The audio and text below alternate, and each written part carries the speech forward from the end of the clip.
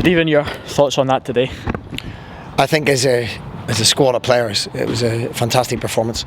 It's easy as a manager to put things on in training and prepare the team, and as we always do, but to actually implement it, to go and do it for 96 minutes against that quality that Celtic have, I think they deserve the utmost credit. Yeah, when you're playing a team like Celtic that you're going to have to put everything into the game. You feel like you got that from boys today? I get it every game, win, lose or draw. They give absolutely everything. Sometimes there's some naive comments of they're not trying, they're not this and that. Players try every single game. Sometimes it works, sometimes it doesn't. But as a group of boys, I think you see how good a group of boys we got when you watch the boys that aren't starting and their attitudes and the attitude to winning, the attitude to being disappointed not playing.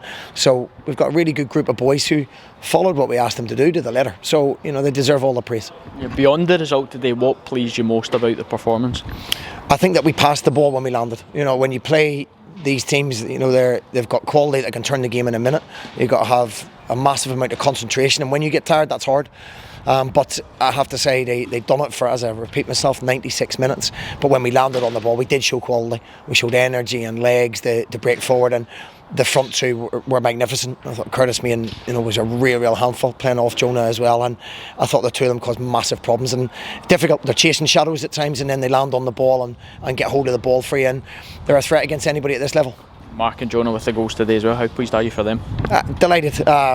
We strikers want to score goals. They do a lot of unselfish work, and if I look at the two outside midfielders, Mark and Keanu, they're running the distance that the boys cover. It's nice to get their just rewards. Yeah, in terms of Mark's goal as well, it comes from him charging in at that back post as well. That's something you want to see from him?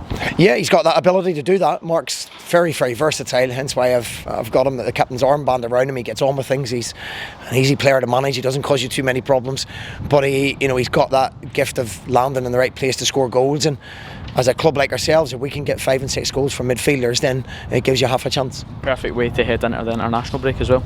Yeah, it is, and it's one result. I said after the St Johnstone game we'd be disappointed because we played well, and we got punished for individual errors, and you look back and think that should have been another point minimum, but we've more than made up for that today, and we need to not get too carried away. I repeat myself again, not play with egos and work as a team and no individuals.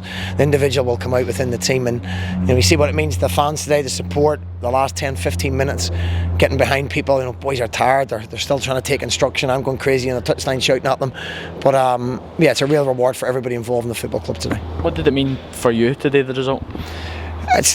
For me, it's 3 points. It's 3 points, and if you start believing you're a really good side, football can give you your comeuppance very quickly. So we'll give the boys what you have to do. You have to enjoy it, because there's not as many good times as you want when you're managing clubs like the smaller clubs in the division. So you have to enjoy it. The fans have to enjoy it, and then we get back to work on looking for the next game next week. Yeah, I know it's so early in the season and you're kind of stressing that there, but to be sitting third going into the international break, how pleasing is that? If we're sitting third at the end of the season, it'll be like Leicester winning the Premier League. We know we're a good side. We know we've got good players, but we have to just stay very level-headed. There's a long way to go. We are a very small squad, so you have to hope you don't get injuries. We have to work within our means, obviously, and we won't get too carried away. It's a brilliant result. The players have been absolutely fantastic since I walked in the door. I think we've added a lot of quality and pace and energy, but most importantly, good boys that want to learn, boys that want to work for the football club. And that's where we are. We won't go look further than that, because, as I say, you can be brought back down to earth very quickly. A lot of boys will be away for this international break. I think it'll be the most boys we've had away in God knows how long. How good is that, and how much of a reflection of the work that's been done here is that? I think, again, look, players take the credit. Because I don't think St Mirren have ever had 8-9 international players. We include a couple of the young boys in that, and Dylan Reid and Kieran. So we've got a lot of boys in international. It'll be a strange week. There won't be too many players around, so we'll give them a little bit of time off, work their socks off, and then we get set ready to go. Hopefully the boys on international duty come back fresh and no injuries, and ready to. Gogic goes away, gets his 2 games, gives me another option. So we set ready to go again for the Livingston game. And just lastly, in terms of the supporters as well, how nice was it to give them that reward today? Fantastic.